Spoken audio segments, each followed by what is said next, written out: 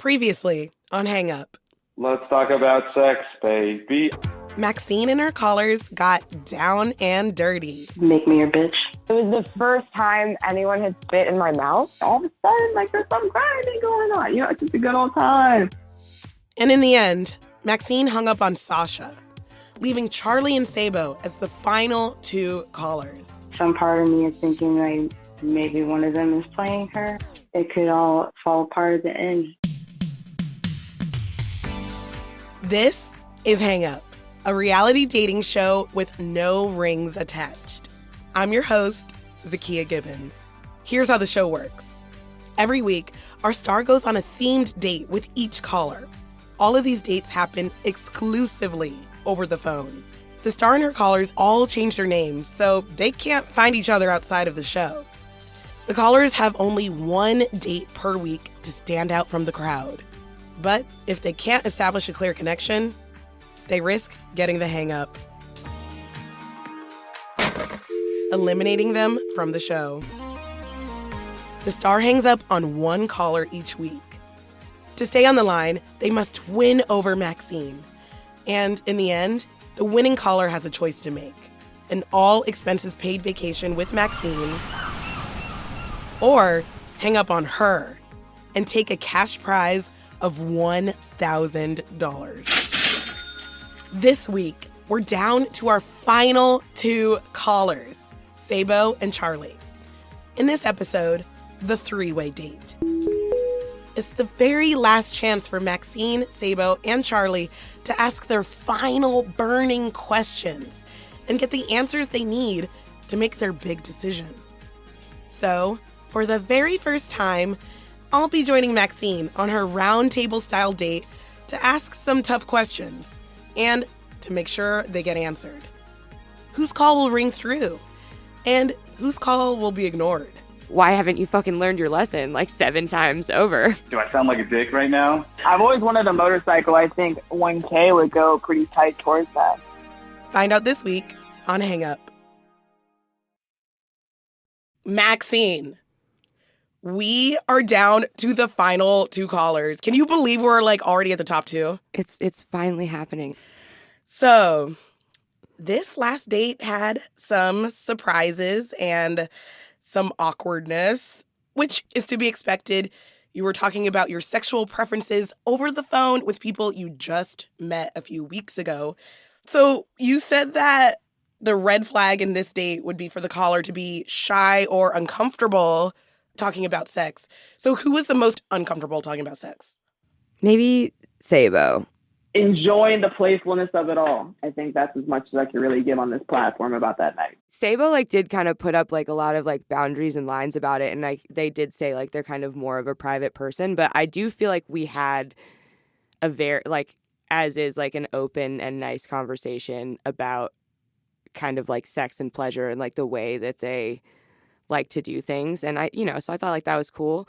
Charlie, They like to smack that ass like a drum, for sure, Ski. he was I was with this girl and she had a Simba tattoo right above her crotch, but it was the What? cave drawing of Simba. What? And I thought that was really sexy. God. Charlie is such a wild card. What? What is that? So he loves above the pussy Simba tattoos. So what are your feelings about Charlie? Yeah, some of it wasn't that tight. The whole Simba tattoo thing I wrote down, and then I wrote ugh underneath. But then there were some things that I really did mess with. It sounds like he's pretty open to, some exploratory sex, which is what I'm down for. Oh yeah, Charlie. So Charlie also made a bingo board of all of the things that he thought were gonna come up during the date. Oh, that's cute. Yeah, it was really, and then he was joking about it kind of as we were going on, and he was like, "Oh, if you could give me bingo, that would really get me hot." And it was just very funny. I liked that a lot. So that was a huge bonus thing for me. Yeah. Okay. It's so funny. It seems like Sabo seems to be consistent and a simmer. And with Charlie, it's a boil and then a simmer, a boil and a simmer. But when he's boiling, it's really hot. But let's talk about Sasha. No worries, just don't put it in my butt. For a lot of the show, she's been a front runner. Yeah. So what happened to change that? I think that as I was talking to her and having this conversation, I just felt like I couldn't exactly describe where it went from being kind of like an enjoyable conversation to me to just feeling kind of like a forced conversation I was having with like a regular at the bar. And then I just like subconsciously was like, yeah, I don't think I want to have sex with this person. Like they haven't like said anything wrong necessarily, but I just like the feeling that I'm feeling isn't like, oh boy. Why not? It was pretty graphic. A lot of it. And I think like we have probably like similar like sexual interests and whatnot, but yeah, I don't think we would fuck. I just don't feel it. Can you rank from most sexually compatible to least sexually compatible? I think Savo's number one. Okay. Yeah, I just feel like we would have a fun time together. What in that date made you feel like you all would be the most sexually compatible, especially since they had some boundaries up about talking about sex? So did you even get as deep into the sex talk as you did with the others? I don't know if we necessarily got like as deep, but I feel like we had like a full conversation that I wasn't like, oh, like we didn't get into like enough stuff. But then again, also maybe like strategic on their part. For all I know, like maybe Sabo and Charlie like aren't interested in me at all, but we're like playing this game. I've also just convinced myself wholly that both of them are going to pick the money. So then like that way I won't be disappointed. And then if the vacation does happen, I'll be so excited. It sounds like you're hoping for the best but prepared for the worst type of situation. Yeah, I'm expecting the worst. And then we'll be pleasantly surprised by a different outcome. Yeah, like I think that's like kind of the weirdest thing about more traditional dating shows is that like there's this expectation that all of these people are like in love with this singular person. Yes. And it's like statistically not all of you can feel that way. Right. And then like, it's just like you don't really know like what the levels are. So I don't want to like assume that both of these people are like completely in love with me. And if they were, that would be weird because we don't fucking know each other. Exactly. What did Sabo call you? Wild and realistic or hot and realistic? Yeah. I feel like that, yeah. Wild and realistic. That was very realistic. Yeah, because you're right. This isn't like the other shows where they're like, I am dating to get married and so that we can pop out kids and blah, blah, blah. This approach to dating on Hang Up is more queer in that way, and that like you don't need to find all of the things that you think you need in one person. Okay, so you're about to choose between two people. What do you want to find out in this next date to make your final decision? I want to know like what the like most specific thing that they are excited about me is. And then like in inverse, like what the thing they're the least excited about me is. And why is that one of your main go-to questions to help you make this big decision? I think they've both been like super vague when asked like specifically about like what they're enjoying when it comes to me. So I want to hear like a specific answer. And then I want to hear an honest answer about what they're not enjoying. So I can get a gauge of like how serious it is. You've had a lot of power so far.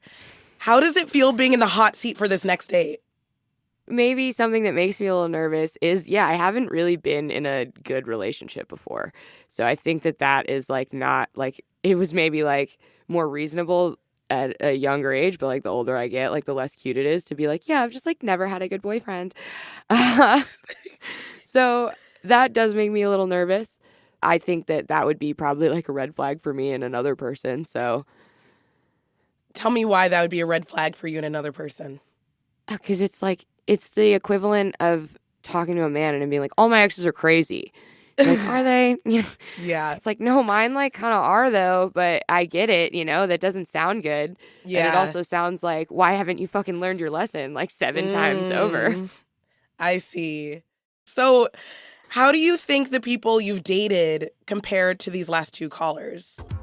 I think that it sounds like these 2 individuals like have their own lives. And I like that.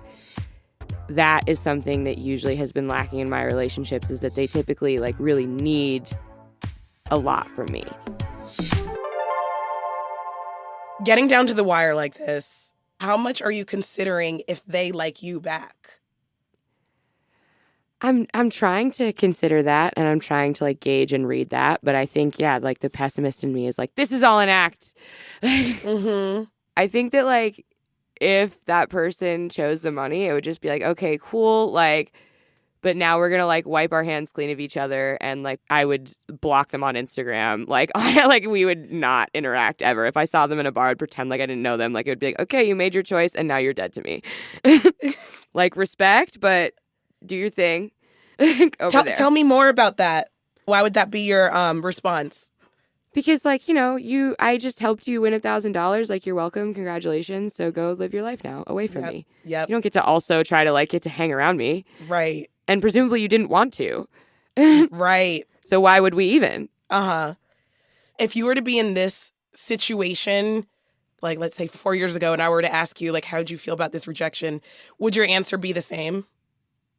Yeah, there are certainly like iterations of me that have been significantly less mature and handled things like with a little less grace. But then I think also with a little less self-confidence. Like I think that maybe a few years ago, if someone would have picked the money and then hit me up afterwards, like I maybe would have still gone out with them. Mm-hmm. And I think that now it's just like a standard of like, no, you made your choice. Yes. Like I'm not like furious. I'm not going to go home and like break stuff or cry or anything. Yeah. But it's like, it's a respect thing. Like, Yes. I respect myself enough to not kick it with you after you picked $1,000 over me. Okay, so I cannot wait to be a part of your date this week, and I'll talk to you on the hotline soon. Okay, I'll talk to you soon, Zakiya. Coming up, I finally get to go on a date with Maxine. Oh, and Charlie and Sabo will be there too. And they're all gonna be real honest. I'll make sure of that. Stay on the line for the three-way date after the break.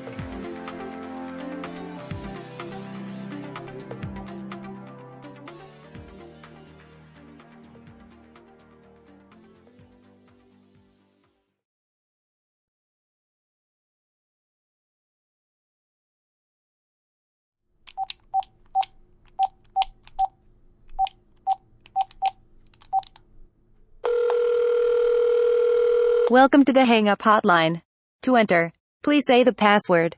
Wild and realistic. You may enter. Hello, everybody. Hello. Hi. This is our last time together on the hotline. And compared to our first time, it's kind of lonely today because there's only 3 of you on the line. So our 2 callers, Charlie and Sabo, and our star, Maxine. Y'all are here together for the 3-way date. So it's your final chance to get all of the info you need to make your big decision. All right, you ready? Let's do it. Yeah. Awesome. What are your concerns, if any, about how you will be perceived on this show once it comes out? Every fucking week I hang up on this phone, I sound like a total fool. Like, just everything I said, like, wow, you said it this way, you said it that way, like, just anywhere in that, like, am I making any sense? I think every time I wake up or hang up, I'm like, did any of that land somewhere? I have no idea. I always feel silly, like, super silly.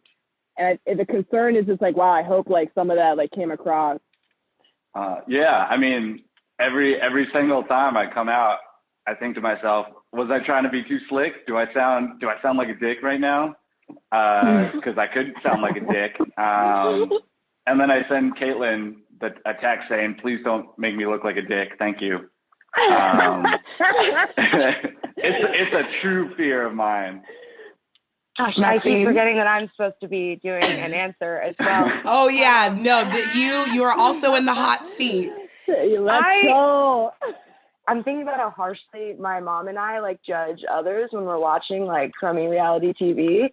And now I'm just opening myself up to that. And so sometimes I am very strongly opinionated about things that don't require super strong opinion. And sometimes I like think that's funny, but other people don't. So I don't know. I'm hoping that my general vibe isn't like people see it and they're like, oh man, fuck her, dude. Like, can you believe that chick Maxine? Yeah, you all are in a very vulnerable position, but in different positions. But I kind of like this date because it's the great equalizer. What's your favorite and least favorite thing about Maxine? And Maxine, what's your favorite and least favorite thing about each caller? and be specific. Oh, wow. Ooh. I need to think about this one. I'm down to just knock it out. My favorite thing about Maxine. Humor. It's on point. Like, she says shit, I'm just like, oh my God. Artfully done. Well crafted. That's funny as shit. Least favorite thing, I think in general, I feel like she holds all the power, ultimately, here. In some kind of way, like, as far as, like, how the dates have gone, right, it's very much so, as much as I feel like we're encouraged, like, oh, it's a conversation, all that stuff, I always have felt like, it's kind of out of my hands in terms of, like, what direction it's going and all that. That's going, I don't know if that's true to, like, the dynamic of, like, us as individuals, or true to, like, the show being added in, but still it's something that I feel like has been my least favorite thing about the whole thing. Also, Sabo has been, like, incredibly funny, and I've really enjoyed it. Like, the whole bit the other day about your fantasy going, like, out to dinner as other people and then, like, running into Rihanna and, like, sharing a special secret with her. I'm not going to, like, reveal what that secret is. But that just, like, it made me laugh so much. And I was like, oh, cool. Like, this would be what we were doing, like, sitting around together, like, just being funny. I like that a lot. I think my least favorite thing is that you are just, like, in general, like, a little more private, which is fine, but it makes it a little tougher to read you, I think. So I just, like, I don't know, like, exactly where you're at. And then, so, Charlie, I think my favorite thing about you is our mutual love of, like, games, and how kind of, like, you're, like, a little bit, like, you've razzed me a few times. I like that we've, like, gone back and forth, you know. It hasn't just totally been like, I don't feel like you've been the whole time like, oh, do you like me? It's been like, no, I'm, like, my own person with my own stuff that I'm offering and bringing to the table, and I like that. And then my least favorite thing about Charlie is his love of Harry Potter.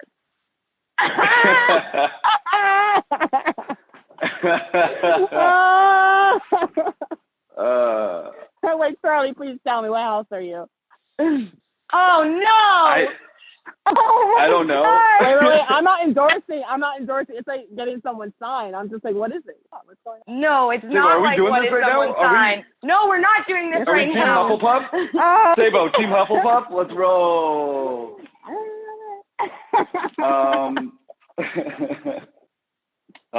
Okay. I guess it's my turn. Something that I do like about Maxine, I mean, she kind of hit on the point.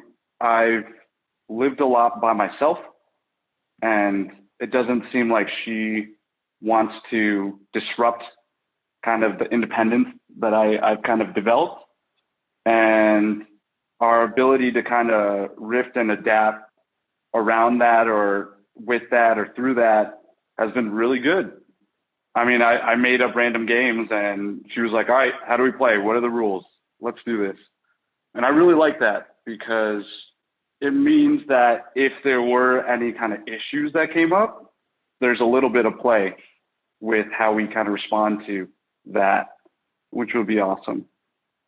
Things that I don't like, you know, it's kind of difficult for me to pick something, not necessarily because I don't think there is anything.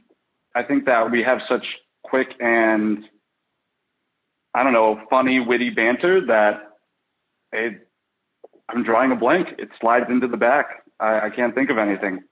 I don't know. I find it a little convenient that you say, oh, the conversations are so great. I have no notes, no feedback, absolutely nothing negative. Called out. I mean, I'm not necessarily saying that there's nothing. Yeah, shit. I guess I am saying there's nothing. Maxine, what do you think about all this?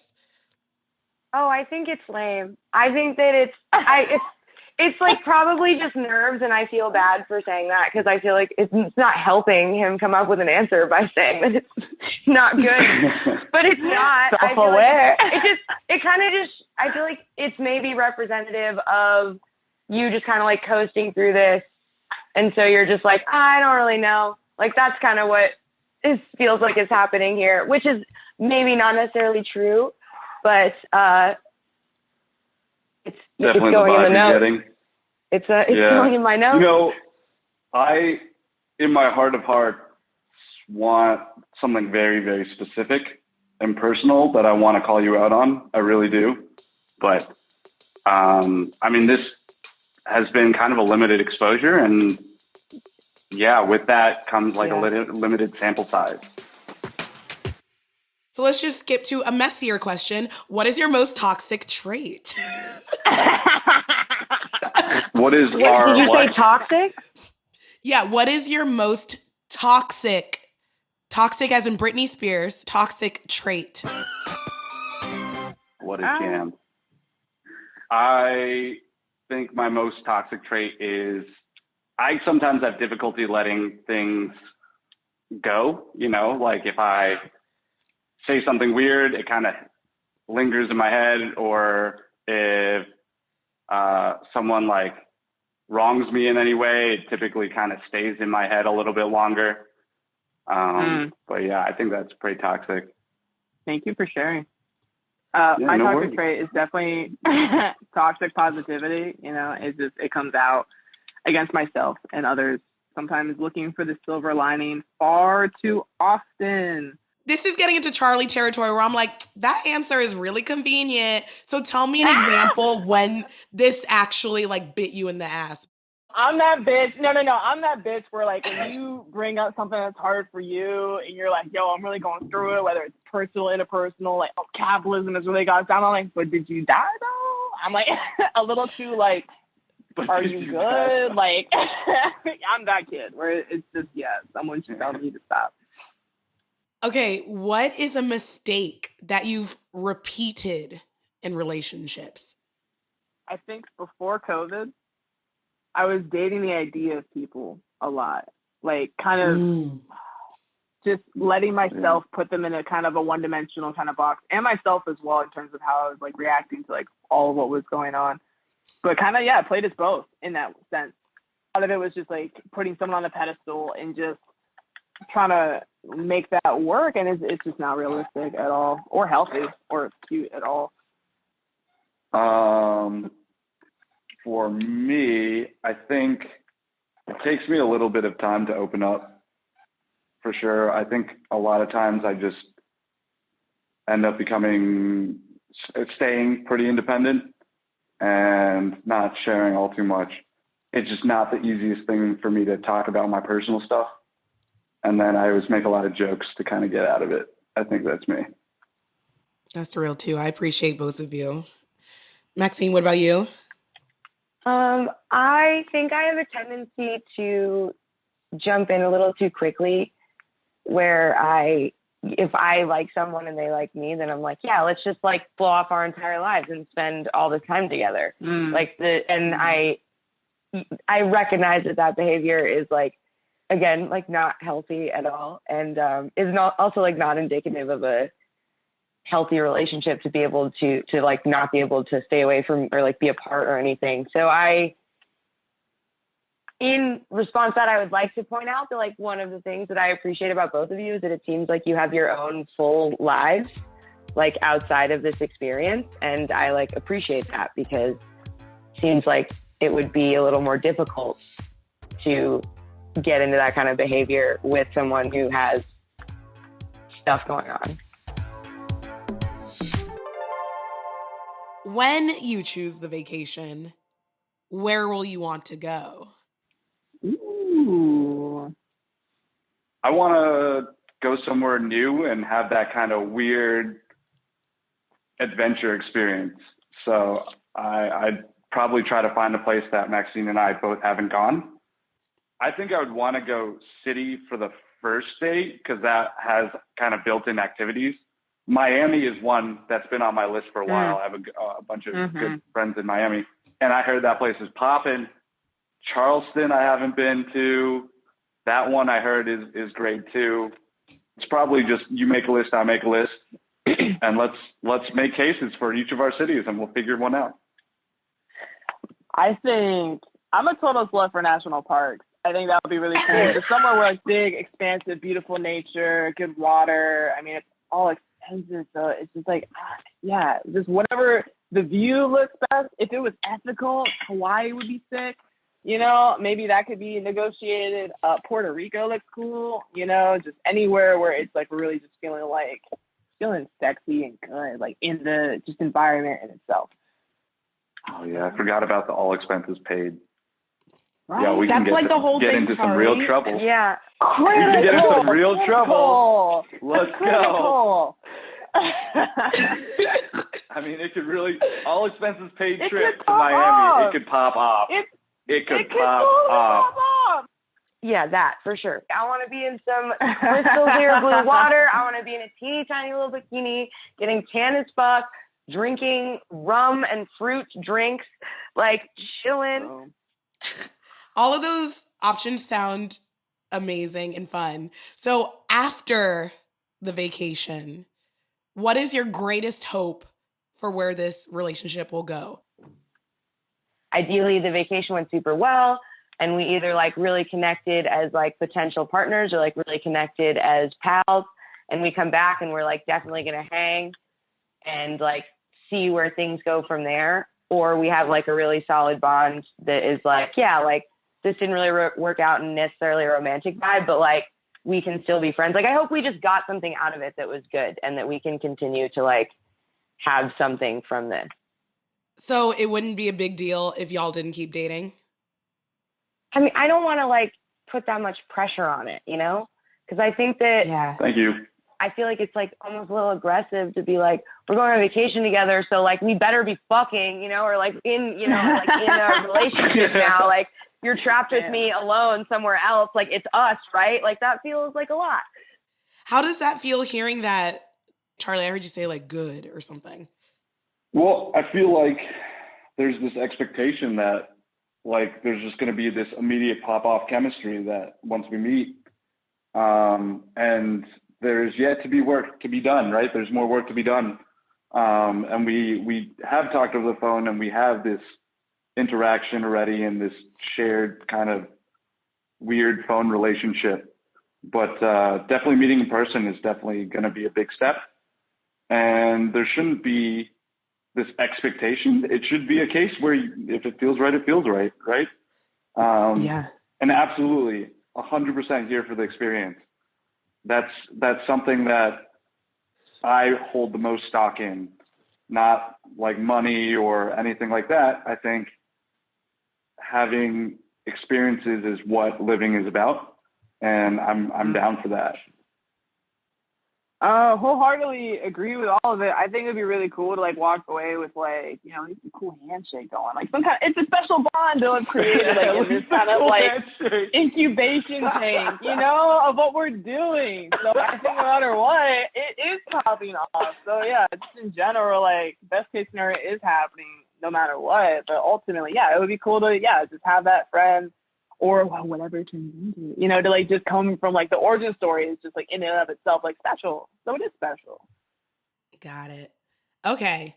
So when you choose the cash prize, what will you use that money on? That's a big assumption. I mean, note that I also said when you choose the vacation. So it's not like I'm thinking y'all are going to do anything in particular. That's fair. You know, I've always wanted a motorcycle. I think 1K would go pretty tight towards that, but you know, that feels inevitable you would anyway. Get a motorcycle. Stop it. That's so your vibe. I get it. Next season, you know, I'm out here trying to be responsible and shit. Like paying for my DEA license, paying for my license to practice, bills. I don't know, all those things. Yes. Pay your bills.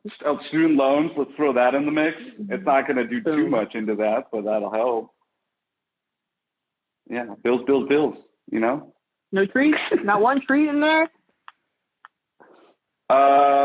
You know, I treat myself by buying myself food, and so I mean, I just live. That's my way of life, you know. Okay, so Sabo is gonna buy a motorcycle, and Charlie is gonna buy food. Is that yeah, sounds like a summary? Good stuff. you say it like that? You're talking about like that Wagyu beef. You're trying to get that Wagyu every day. I'm not trying to do Wagyu every day, but like, you know, like jamon. I don't know. Maybe some like fancy alcohol. You know what I mean? Like, yes. Oh yeah. Ooh, it's raining truffles, baby. ooh. Yeah, Maxine, I'm just Okay. saying. We could be doing truffles. You know? Ooh. Truffles. Yeah, Maxine, what do you think about their answers? I don't like motorcycles personally, but it's not something that you would be buying for me or with my consideration in mind. So I think you should do whatever the fuck you want. Like, I think it would even be kind of fitting because I really don't like motorcycles if you bought a motorcycle with the prize money.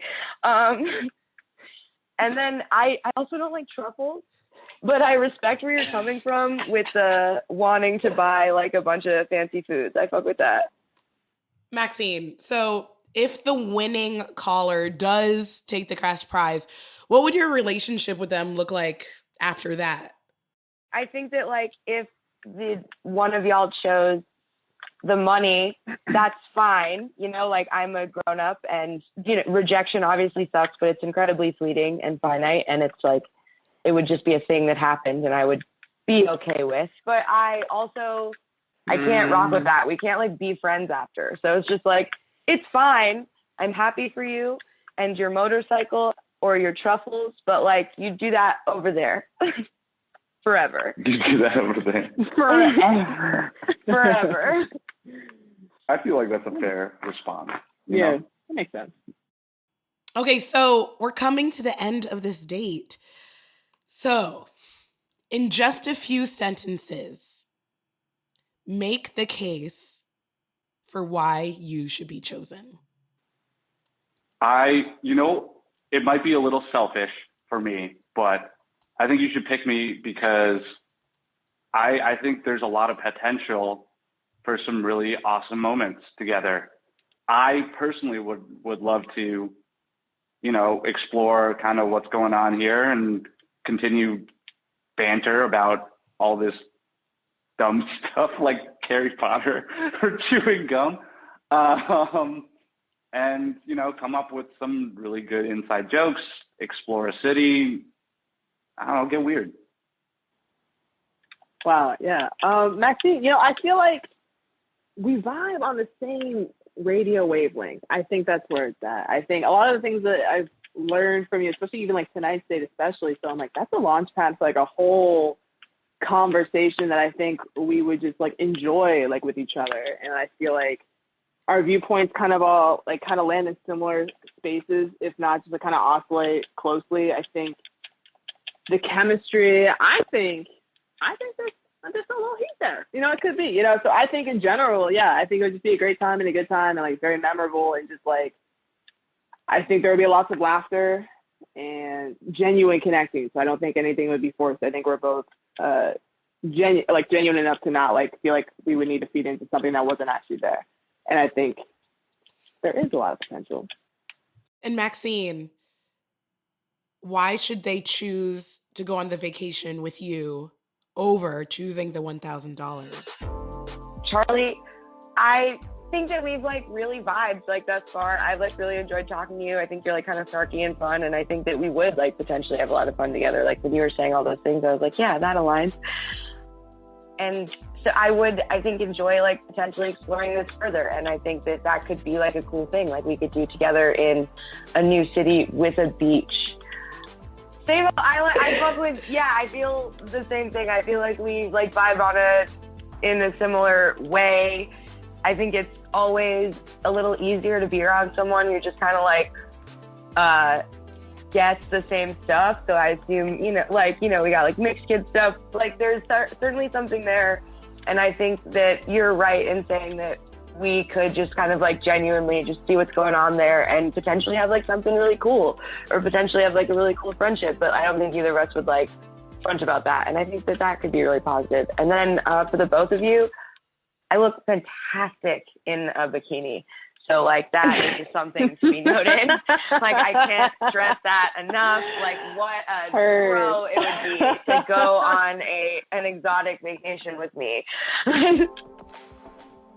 That works. I mean, you're gonna have to prove it now, unfortunately, but yeah, I'm not nervous. Unfortunately. Unfortunately. I'm sweating. Well, Maxine, lucky for you, I also look very good in a bikini. So. Oh my goodness, so fun. Oh.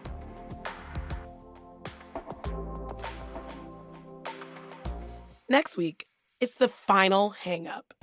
The ending of this, I think, is just a little, it's just stressful. I feel stressed out and I don't know what to do. I know that it feels one-sided, like Maxine picks us, but we also have the opportunity to pick her, right? I mean, that's the final thing. If Maxine picks me, I'm going with... Message deleted. Hello, you've reached the Hang Up voicemail. Please tell us what percentage you're split between your two choices. Maybe evenly split at 50-50, or maybe you already know what you'll pick and are at 0-100. But don't tell us now which option you're leaning towards.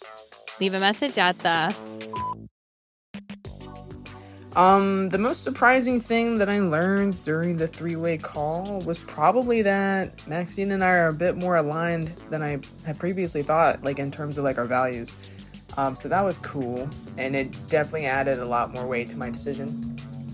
Which in terms of like a percentage, I think right now it's at a tight 80-20.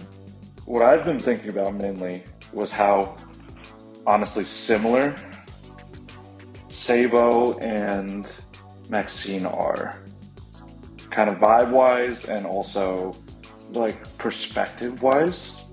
They're just really well aligned, and that might be great. That might be awesome for them.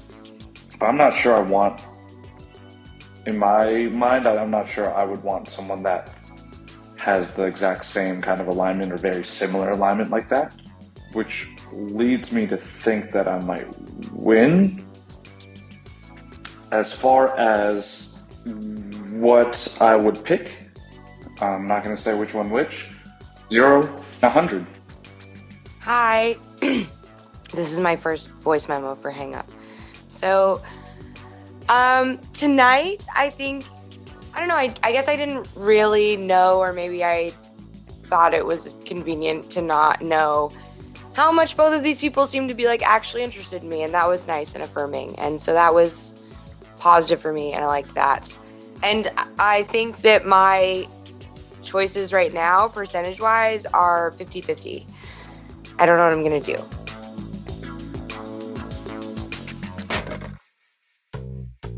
Hang Up is created and produced by me, Caitlin Pierce. Our host and story editor is Zakiya Gibbons. This episode was mixed and sound designed by Ben Montoya.